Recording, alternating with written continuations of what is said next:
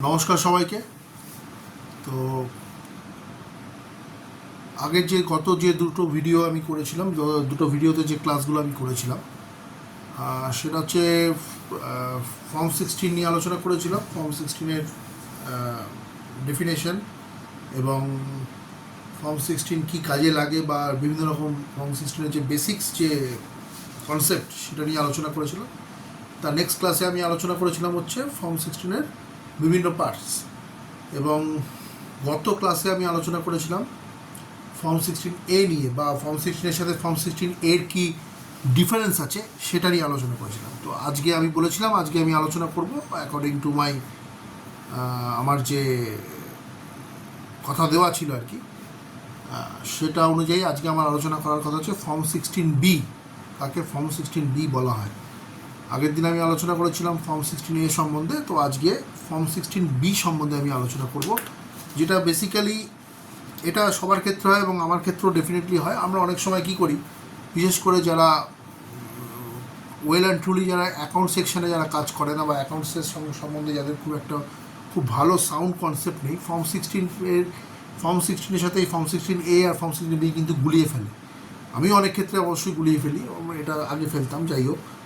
তো form 16A, form 16 আর form 16B সম্পূর্ণরূপে আলাদা জিনিস, কিন্তু ক্যাটাগরিক্যালি এদের রিজনটা কিন্তু একই। মানে এরা বেসিক্যালি এদের যে সোর্স মানে যে এদের এক্সিস্টেন্সের যে রিজন, যে কারণ, সেটা কিন্তু প্রত্যেকের ক্ষেত্রে এক, কিন্তু এটা কিন্তু টোটালি ডিফারেন্ট কিছু ফর্ম এবং ডিফারেন্ট অ্যাসপেক্টে কিন্তু এটা ইউজ হয়। বেসিক্যালি সব related to tax, but different পার্সনকে ডিফারেন্ট কাইন্ড অফ টিডিএস, বিভিন্ন রকম পার্সনকে যেভাবে কাটা হবে তার উপর ডিপেন্ড করে কোন ফর্মটা দেওয়া হবে। ঠিক আছে? তো এইটা আলোচনা করার আগে আমি একটা কথা বলে রাখি, যে ফর্ম 16B যখন আমি আলোচনা করবো, ফর্ম 16B কিন্তু ফর্ম 16A আর ফর্ম 16-এর থেকে আলাদা। আমি একটু আগে বললাম, আবারও বললাম, ফর্ম 16B কিন্তু ইস্যু হয় কখন? এটা ইস্যুর পরিস্থিতি তখনই আসে যখন কোনো ট্রানজ্যাকশান ক্রিয়েট হয়। কী ট্রানজ্যাকশান ক্রিয়েট হয়? হাই ভ্যালু ট্রানজ্যাকশান যখন ক্রিয়েট হয়। হাই ভ্যালু ট্রানজ্যাকশানটা কী রিলেটেড? সেটা হচ্ছে যদি কেউ ইনমুভেবল প্রপার্টি বা কোনো প্রপার্টি যদি কেউ সেল করে বা প্রপার্টি যদি কেউ কেনে, সেখানে কিন্তু এই ফর্ম 16B এর ব্যাপারটা কিন্তু আসবে। সেটা কীরকম ব্যাপার সেটা আমি তোমাদের বুঝিয়ে বলি। সেটা হচ্ছে যে ব্যাপারটা কি, ব্যাপারটা কিছুই না। যদি কোনো বায়ার মানে যদি কোনো ক্রেতা বা যদি কোনো পারচেসার কোনো ল্যান্ড বা কোনো জমি বা কোনো বাড়ি যদি কোনো সেলারের থেকে কেনে এবং তার ভ্যালু যদি একটা সার্টেন অ্যামাউন্টের ওপরে হয়, ঠিক আছে, তাহলে বায়ার কি করে, যে টাকাটা সেলারকে পেমেন্ট করে, সেটার পেমেন্ট করার আগে একটা টিডিএস কেটে নেয়, কেটে নিয়ে সেটা পেমেন্ট করে।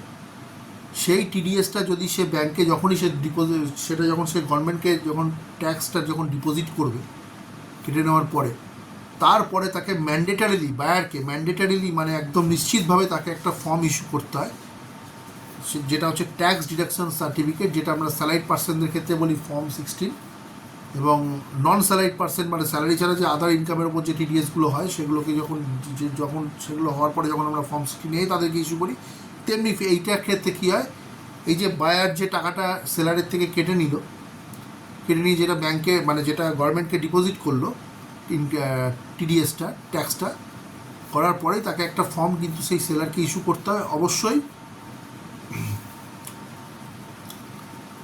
সেইটা হচ্ছে ফর্ম 16B। তাহলে এক্ষেত্রে কী বললাম, ফর্ম 16Bটা কিন্তু totally related to transaction between a buyer and seller, related to sale or purchase of immovable properties like land, like building. ঠিক আছে, এইটা তো এটাই হচ্ছে ফর্ম 16B। তাহলে ফর্ম 16B কে ইস্যু করতে পারে? একজন ডিরেক্টর, যে পারচেসার, সে যে সেলারের থেকে যে জিনিসটা কিনছে, একটা জমি কিনছে বা বাড়ি কিনছে বা একটা বা ল্যান্ড কিনছে, যাই হোক, কেনার পরে যে টাকাটা পেমেন্ট করার কথা, সেই টাকাটা পেমেন্ট করার আগে একটা ট্যাক্স কেটে বা একটা অ্যামাউন্ট বা একটা টাকা একটা টাকা কেটে সে টাকাটা যখন পেমেন্ট করে যে টাকাটা কেটে নেয় সেই টাকাটা যদি সে গভর্নমেন্টকে জমা করে, যদি না থাকে সে গভর্নমেন্টকে জমা করতেই হবে সেটা, যে টিডিএসটা কাটা হয় আর কি, ট্যাক্সটা কাটা হয়। জমা দেওয়ার পরে সে যে একটা ম্যান্ডেটারি ফর্ম যেটা ইস্যু করতে হয় সেলারকে, যে বায়ার যে ইস্যু করে সেলারকে, মানে এখান থেকে ডিডাক্টার হচ্ছে বায়ার আর ডিডাক্টই হচ্ছে সেলার, ঠিক আছে। তো তাকে যখন ইস্যু করে সেই ফর্মটাকে বলা হয় ফর্ম 16B। তাহলে ফর্ম 16B এর মেন ক্যারেক্টারিস্টিক কী? Form 16B is issued, form 16B is issued based on the transaction happened. যদি কোনো এরকম ট্রানজ্যাকশান না ঘটে থাকে তাহলে এক্ষেত্রে ফর্ম 16B এর কোনো অস্তিত্বই থাকবে না। যদি কোনো এরকম ট্রানজ্যাকশান না হয়ে থাকে কোনো ক্ষেত্রে তাহলে কিন্তু ফর্ম 16B ইস্যু করার কোনো প্রশ্নই থাকবে না। তাহলে it is existed or it is issued বা the issuance of this form 16B is depending on the transaction happened related to transfer of immovable property from a seller to buyer, ঠিক আছে। তো ফর্ম 16 এটা তাহলে কি? Form 16 কখন issue করা হয়? সেটা হচ্ছে কোয়ার্টারলি ইস্যু করা হয়। ইনকাম ফ্রম স্যালারি থেকে যে আদার্স যে ইনকামগুলো থাকবে সেই ইনকামগুলোর ক্ষেত্রে ফর্ম 16 ইস্যু করা হয়, সেটা কোয়ার্টারলি ইস্যু করা হয়ে থাকে। আর যারা স্যালারিড থেকে ইনকাম করে বা যারা স্যালারিড পার্সন তাদেরকে ফর্ম 16 ইস্যু করা হয়। ফর্ম 16 ইস্যু করা হয়, ওটা আগেরটা এটা বললো সেটা ফর্ম 16 ইস্যু করা হয়। আমি জানি না আমি ফর্ম 16 বলেছি কি না। আর ফর্ম 16 কাদেরকে ইস্যু করা হয়? যারা স্যালারিড পার্সন তাদেরকে ইস্যু করা হয়। এটা অ্যানুয়াল বেসে ইস্যু করা হয়, বছরে একবার ইস্যু করা হয়, ঠিক আছে। তো তিনটেই কিন্তু একটা ডিফারেন্ট ক্যারেক্টারিস্টিক আছে। আমি এই কথাগুলো আমার আগের ভিডিওতেও আমি বলেছিলাম, তো আরেকবার বললাম, যেটা খুব ইম্পর্টেন্ট টার্ম, সবসময় বলবো। তো তো আজকে যেটা আলোচনা হচ্ছে সেটা নিয়েই আমি আলোচনায় থাকি। সেটা হচ্ছে যে the form 16B, it is a TDS certificate, it is a TDS certificate that is issued by a purchaser or deductor to a seller or deductee, যদি কেউ নোট ডাউন করতে চাও নোট ডাউন করতে পারো। তাহলে আমি কি বললাম আরেকবার রিপিট করছি, it is a TDS certificate that is issued by a purchaser or deductor to a deductee or seller, ঠিক আছে। The amount of tax is deposited to the IT department by the deductor. Definitely এটা তো মানে understood যে ট্যাক্সটা কাটবে, যে টিডিএসটা কেটে দেবে সেই এটা গভর্নমেন্টকে ডিপোজিট করবে, ঠিক আছে, বা ইনকাম ট্যাক্স ডিপার্টমেন্টকে সে ডিপোজিট করবে, ঠিক আছে। The amount of tax is deposited to the IT department by the deductor, ঠিক আছে। It helps to whom, মানে এটা কাকে হেল্প করে, কি হেল্প করে বা কাকে হেল্প করে? দ্য ট্যাক্স পেয়ারকে এই ফর্ম 16B যেটা ইস্যু করা হয়, যেটা পারচেজার যে ইস্যু করে, সেটার ক্ষেত্রে সেই ফর্ম 16Bতে কী থাকবে? ট্যাক্স ডিডাকশন সার্টিফিকেট অবশ্যই থাকবে। সেই যে ট্যাক্সটা পে করেছে এটা তার ক্ষেত্রে একটা প্রুফ, সে যে ট্যাক্সটা পে করেছে এটা তার ক্ষেত্রে একটা প্রুফ যে হ্যাঁ সে ট্যাক্সটা পে করেছে, তার একটা অথেন্টিকেশন হচ্ছে ফর্ম 16B, ঠিক আছে। তো it helps to whom? The taxpayer who is purchasing the property. Form 16B is always, আমি এর আগেও বললাম আবার একবার রিপিট করছি, যে Form 16B is related to the property transactions, is always related to property transactions, ঠিক আছে। তো সিম্পলি যদি আমি বলে থাকি, যদি আবার সিম্পলিফাইড করে থাকি, তাহলে it is issued by a purchaser to seller, it is issued by a purchaser to seller, or issued by a property buyer to property seller, or issued by a property buyer to property seller, or it is issued it is directed to property seller, it is directed to property sellers, or we can say, মানে আমরা যদি এটা বলতে পারি যে we can say বা আমরা এটা বলতে পারি that it is issued for TDS on earnings generated through sale of immovable properties, যেটা আমি একটু আগে বললাম, সেল অফ ইমুভেবল প্রপার্টিস, ঠিক আছে, বা প্রপার্টি। এবার এর যে সেকশনটা, এই যে ফর্ম 16B এর যে মেনশন করা আছে ফর্ম 16B ইস্যু করতে হবে, এটার ইনকাম ট্যাক্সের সেকশনটা কি? Section 194 of income tax act 1961, section 194 of income tax act 1961, এটা হচ্ছে এই সেকশনের আন্ডারে এই যে ফর্ম 16টা যে ফর্ম 16B যে ইস্যু করতে হবে সেটা কিন্তু এখানে মেনশন করা আছে। এই ফর্ম 16B এর মধ্যে কী কী থাকবে সেটা হচ্ছে যে ডিডাক্টর, যেটা ফর্ম 16 থাকতো, ডিডাক্টরস আইডেন্টিফিকেশন থাকবে, all the identification details, tax details যেটা হচ্ছে ট্যান নাম্বার থাকতে হবে, প্যান নাম্বার থাকতে হবে, ডিডাক্টরের নেম থাকতে হবে। আর ডিডাক্টিভ কী থাকতে হবে, ডিডাক্টিভ যার থেকে ট্যাক্সটা কাটা হচ্ছে বা যাকে ট্যাক্সটা কেটে পেমেন্ট করা হচ্ছে তার কিন্তু প্যান নাম্বারটা অবশ্যই সেখানে মেনশন থাকতে হবে, তার প্যান নাম্বারটা অবশ্যই সেখানে মেনশন থাকতে হবে। এবং যে অ্যাসেসমেন্ট ইয়ারের জন্য সেটা পে করা হচ্ছে ফর্ম 16Bটা, সেই অ্যাসেসমেন্ট ইয়ারটা কিন্তু অবশ্যই মেনশন থাকতে হবে, যেটা সাধারণত ফর্ম 16A-তে থাকে এবং ফর্ম 16-এ থাকে, ঠিক আছে। এবং এবং এবং যেটা থাকবে সেটা হচ্ছে একটা acknowledgement number of form 26QB, একটা acknowledgement number of form 26QB সেটাও কিন্তু মেনশন থাকবে, ঠিক আছে। The amount paid or credited, যে কত টাকার ট্যাক্সটা কিন্তু পে করা হয়েছে বা কত টাকার ট্যাক্স কেটে নেওয়া হয়েছে বা সেটা কতটা ক্রেডিট করা হয়েছে সেটা কিন্তু সেখানে মেনশন থাকবে, যেরকম ফর্ম 16 থাকে সেটা একই ব্যাপার, এটা তো নতুনভাবে আর ডিটেলসে বলার কিছু নেই। এবার যেটা ব্যাপার হচ্ছে এই যে প্রপার্টি ট্রানজ্যাকশনের ক্ষেত্রে কিন্তু এই ফর্ম 16Bটা কিন্তু ভীষণ ক্রুশাল আর একটা ইম্পর্টেন্ট ডকুমেন্ট কিন্তু, ঠিক আছে। প্রপার্টি ট্রানজ্যাকশনের ক্ষেত্রে যদি ধরো ক্যাপিটাল গেইনসের ক্ষেত্রে বা প্রপার্টি ট্রানজ্যাকশনের ক্ষেত্রে কিন্তু এই যে ফর্ম 16Bটা কিন্তু it's a crucial document for TDS to ensure compliance with tax regulations. এই যে প্রপার্টি, ইমুভেবল প্রপার্টি বা ল্যান্ড বা বিল্ডিং, যেটা ট্যাক্সের যে রুলস অ্যান্ড রেগুলেশনস মেনে এই ট্রানজ্যাকশানগুলো হচ্ছে কি না তার একটা বড় প্রমাণ হচ্ছে ইস্যুয়েন্স অফ ফর্ম 16B। যদি বায়ার প্রপার ফর্ম 16B যদি সেলারকে ইস্যু করে থাকে after deduction of tax or after deduction and deposit of the tax, sorry আমি যে পুরোটা বলা উচিত ছিল তবে এখন বললাম যে গভর্নমেন্টকে ট্যাক্সটা ডিপোজিট করার পরে যে বায়ার যে ফর্ম 16Bটা ইস্যু করে মানে সেলারকে, সেটা করার পরে কিন্তু এই যে অথেন্টিকেশন প্রসেসটা, এই যে অথেন্টিকেটেড যে প্রসেস, এই প্রসেসটা কিন্তু ইনকাম ট্যাক্সের রুলস অ্যান্ড রেগুলেশনস অনুযায়ী কিন্তু যে কাজটা হচ্ছে, মানে এই প্রপার্টি সেলটা হচ্ছে বা প্রপার্টি ট্রানজ্যাকশানটা হচ্ছে বা প্রপার্টি মুভ করছে একটা এন্টিটি থেকে আরেকটা এন্টিটিতে, সেটা কিন্তু তার ক্ষেত্রে একটা প্রমাণ যে হ্যাঁ ফর্ম 16B যখন এখানে ইস্যু হয়েছে তার মানে এই যে ট্রানজ্যাকশানটা সেটা কিন্তু একটা ভ্যালিড ট্রানজ্যাকশান, ঠিক আছে। ইনকাম ট্যাক্স ডিপার্টমেন্টের যদি মানে পারভিউতে যদি দেখা যায়, ইনকাম ট্যাক্স ডিপার্টমেন্টের যদি মানে নজরে যদি দেখা যায় এটা, তাহলে কিন্তু এই ট্রানজ্যাকশানটা যদি সেখানে একটা প্রপার ফর্ম 16B যদি ইস্যু হয়ে থাকে তাহলে সেই ট্রানজ্যাকশানটা কিন্তু ভ্যালিড, এটা সবসময় মাথায় রাখতে হবে। তো for property transaction it is essential or crucial document, or crucial to the account for TDS to ensure compliance with tax regulations. ট্যাক্সের রেগুলেশনস মেনে যে ট্রানজ্যাকশনটা হচ্ছে এটা তার প্রমাণ, ঠিক আছে। যেখানে যদি ট্যাক্স ডিডাক্ট করার পরে যদি কোনো বায়ার কোনো সেলারকে থেকে যখন কোনো প্রপার্টি কিনছে বা প্রপার্টি পারচেস করছে, যদি সে কেনার পরে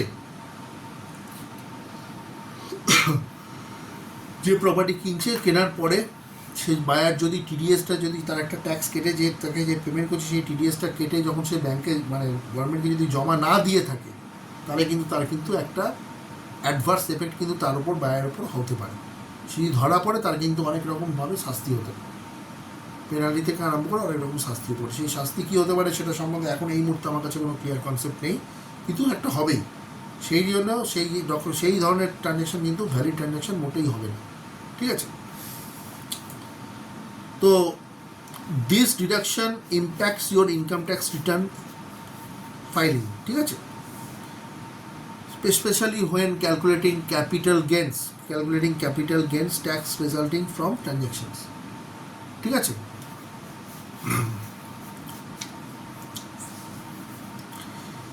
এবার এই যে প্রপার্টি ট্রানজ্যাকশন যেটা হচ্ছে এর ক্ষেত্রে এখানে প্রপার্টি ট্রানজ্যাকশনের ক্ষেত্রে যে TDSটা কাটা হচ্ছে এক্ষেত্রে কিন্তু কিছু ক্ষেত্রে এই TDS কাটার যে ব্যাপারটা এটা কিন্তু ছাড় দেওয়া হয়েছে। সেটা হচ্ছে যে যদি এগ্রিকালচারাল ল্যান্ড হয়, ঠিক আছে, TDS is not applicable on agricultural or immovable property which sale value is less than 50 lakhs, ঠিক আছে। TDS এটা কিন্তু খুব ইম্পর্টেন্ট টার্ম, একটা কোটেশন, সেটা হচ্ছে যে TDS is not applicable for agricultural and immovable property whose sale value is less than 50 lakhs, whose sale value is less than 50 lakhs, ঠিক আছে, এইটা মাথায় রাখতে হবে। এবং buyer must deduct TDS at rate of 1% while payment made, ঠিক আছে, 1% TDS, এটা যে এটা একটা জাস্ট একটা ইউনিফর্ম একটা উদাহরণ দেওয়া হলো, একটা এক্সাম্পল দেওয়া হলো, ঠিক আছে। ওয়ান্স যদি ট্যাক্সটা যদি একবার কেটে নেওয়া হয় সেটা কিন্তু আইটি ডিপার্টমেন্টকে কিন্তু ডেফিনেটলি সেটাকে জমা করতে হবে। আমি যেটা বললাম, যেটা যদি জমা না করা হয়ে থাকে তাহলে সেটাকে কিন্তু ভ্যালিড ট্রানজ্যাকশন বলে বা ভ্যালিড প্রসেস বলে কিন্তু সেটাকে কখনোই সেটাকে প্রুভ করা হবে না বা কোনো গণ্য করা হবে না। এবং যখনই এটা ব্যাংকে ডিপোজিট, মানে যখনই এটা ইনকাম ট্যাক্স ডিপার্টমেন্টকে ট্যাক্সটা ডিপোজিট করা হবে, যেটা টিডিএসটা কাটা হয়েছে, তারপরেই কিন্তু বায়ারকে একদম ম্যান্ডেটারিলি কিন্তু অ্যাজ পার ট্রানজ্যাকশান, হ্যাঁ, ট্রানজ্যাকশান ঘটার পরে এই যে ট্যাক্সটা জমা দেওয়ার পরে, মানে গভর্নমেন্টকে ইনকাম ট্যাক্স ডিপার্টমেন্টকে ট্যাক্সটা জমা দেওয়ার পরে, তাই কিন্তু ফর্ম 10B মাস্ট তাকে ইস্যু করতে হবে সেলারকে, বায়ারকে সেটা ইস্যু করতে হবে সেলারকে, বায়ার ইস্যু করবে সেলারকে। এই জন্য আমি ফার্স্টে বলেছিলাম form 16B is issued based on the transactions happened. যদি কোনো প্রপার্টি সেল বা পারচেজ না হয়ে থাকে সেক্ষেত্রে কিন্তু ফর্ম 10B কিন্তু ইস্যু করার কোনো প্রশ্নই উঠছে না। তাহলে বন্ধুরা বা যারা আমার দর্শক বন্ধু যারা আছো, আমি তাদেরকে বলি, তো ফর্ম 16B সম্বন্ধে তোমাদের সম্যক ধারণা আমি দিতে পারলাম আশা করা যায়।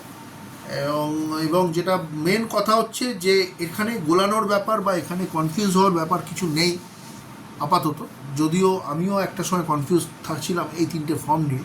তো তিনটে ফর্ম কিন্তু যে সোর্স আর কি, সোর্স অফ কনসেপ্ট, সেটা কিন্তু যে সোর্স থেকে এই তিনটে ফর্মের যে কনসেপ্ট বেরিয়েছে সেটা কিন্তু এক, ঠিক আছে। সেটা হচ্ছে ইনকাম ট্যাক্স, সেটা হচ্ছে টিডিএস ইস্যু, টিডিএস যদি ডিডাকশন না হয় তাহলে এই সমস্ত ফর্মের এই ফর্ম 16A আর ফর্ম 16B এই তিনটে ফর্ম ইস্যু করার কোনো প্রশ্নই ওঠে না যদি টিডিএস ডিডাক্ট করা না হয়ে থাকে। এবং কোন কোন ক্ষেত্রে কোন কোন ফর্ম দেওয়া হবে সেটা ডিপেন্ড করছে হচ্ছে সেই ট্রানজ্যাকশানের নেচারের উপর। যেমন স্যালারিড পার্সনের থেকে যে টিডিএসটা কাটা হয়ে থাকে, কাটা হয়ে যাওয়ার বছরের শেষে স্যালারিড পার্সনদেরকে তার এমপ্লয়ার অ্যাজ এন এমপ্লয়ি, যে স্যালারিড পার্সন যারা তার হচ্ছে এমপ্লয়ার তার এমপ্লয়িকে বছরে ফাইন্যান্সিয়াল ইয়ারের এন্ডে 2 মাস বাদে তাকে একটা ফর্ম 16 ইস্যু করে। এবং সেই ফর্ম 16টা দিয়ে সে যে আর কি তোমার স্যালারিড পার্সন যে সে কিন্তু পরে সেইটা নিয়ে রিটার্ন সাবমিট করে। এবং ফর্ম 16 কাদের ইস্যু করা হয়, যে সমস্ত মানুষরা যে ইনকামগুলো করে আদার দ্যান স্যালারি, ইনকাম ছাড়া, যেমন ডিভিডেন্ড ইনকাম আছে, যেমন কমিশন ইনকাম আছে, যেগুলো আমি এর আগের ভিডিওতে বলেছিলাম, বা যে কোনো কন্ট্রাক্টরকে আমরা যখন পেমেন্ট করে থাকি, বা যে কোনো রিপেয়ারিং ওয়ার্ক যারা করে বা সার্ভিস ওয়ার্ক যারা করে, যাদের যদি টিডিএসের তাদের থেকে যদি টিডিএস কাটা হয়ে থাকে, হ্যাঁ, তাহলে তাদেরকে কিন্তু ফর্ম 16A ইস্যু করা হয়। তো এগুলোকে বলে ইনকাম আদার দ্যান স্যালারি। এবং ফর্ম 16B কাদেরকে ইস্যু করা হয়ে থাকে, ফর্ম 16B কাদের ইস্যু করা হয়ে থাকে, যারা প্রপার্টি বিক্রি করছে, যেখানে প্রপার্টি ট্রানজ্যাকশন হয়, ল্যান্ড বিল্ডিং, যে সমস্ত জায়গায় এই যে সমস্ত ট্রানজ্যাকশানগুলো সংগঠিত হয়, সেই সমস্ত হাই ভ্যালু ট্রানজ্যাকশন যেগুলো হয়, সেক্ষেত্রে যে টিডিএসটা কাটা হয়, সেই টিডিএস কাটার পরে বায়ার যে টিডিএসটা কাটে, টিডিএস কাটার পরে যদি সেটা যখন সে গভর্নমেন্টকে জমা দেয়, তারপরে সেলারকে একটা ফর্ম ইস্যু করতে হয়, সেটা কিন্তু ফর্ম 16 নয় বা ফর্ম 16A নয়, সেটা হচ্ছে ফর্ম 16B, যেটা আজকে আমি আলোচনা করলাম, ঠিক আছে। তো এই গেল তিনটে কনসেপ্ট। আজকে এই ক্লাসটা শেষ করার মাধ্যমে আমি এই তিনটে কনসেপচুয়াল যে আলোচনা ফর্ম 16-এর, ফর্ম 16 কী, ফর্ম 16A কী, ফর্ম 16B কী, বা ফর্ম 16-এর মধ্যে কী কম্পোনেন্টস থাকে, ফর্ম 16A-এর মধ্যে কী কম্পোনেন্টস থাকে, ফর্ম 16B-এর মধ্যে কী কম্পোনেন্টস থাকে, সব কিছু আমি আজকে তোমাদেরকে এই চারটে ক্লাসে আমি বলেছি, চারটে ভিডিওতে বলেছি। তা আশা করি তোমরা এর থেকে অনেক একটু জাস্ট একটা কনসেপচুয়াল ক্লিয়ারেন্সটা তোমাদের মধ্যে হবেই হবে আমার এই ভিডিওগুলো বা আমার এই ক্লাসগুলো শুনলে। তো বারে বারে যদি শোনো তাহলে ভালো লাগবে, তো তোমাদেরও মানে একটা কনসেপ্ট ক্লিয়ার হবে। যারা বেসিক্যালি অ্যাকাউন্টস রিলেটেড নয় তাদের জন্যই এই ক্লাসগুলো করা, ঠিক আছে। কিন্তু এগুলো এমনই একটা ব্যাপার, সেগুলো সম্বন্ধে একটা সম্যক ধারণা থাকা বা একটা কনসেপ্ট থাকাটা কিন্তু খুব জরুরি, খুব ইম্পর্টেন্ট। দ্যাটস ওয়াই এই ক্লাসগুলো কিন্তু ভীষণভাবে ইম্পর্টেন্ট। তো আজকে আমি বন্ধুরা আমি এইখানেই শেষ করছি আমার আজকে ক্লাসটা করে। আর নেক্সট ক্লাসে আমি তোমাদের সাথে দেখা হবে, একটা নতুন কনসেপ্ট নিয়ে আসবো, একটা ইনকাম ট্যাক্সের বা অ্যাকাউন্টসে এনে সেটা আলোচনা করব, ঠিক আছে। তো সবাইকে শুভরাত্রি জানিয়ে আজকে আমি আমার এই ক্লাসটা এখানে শেষ করছি।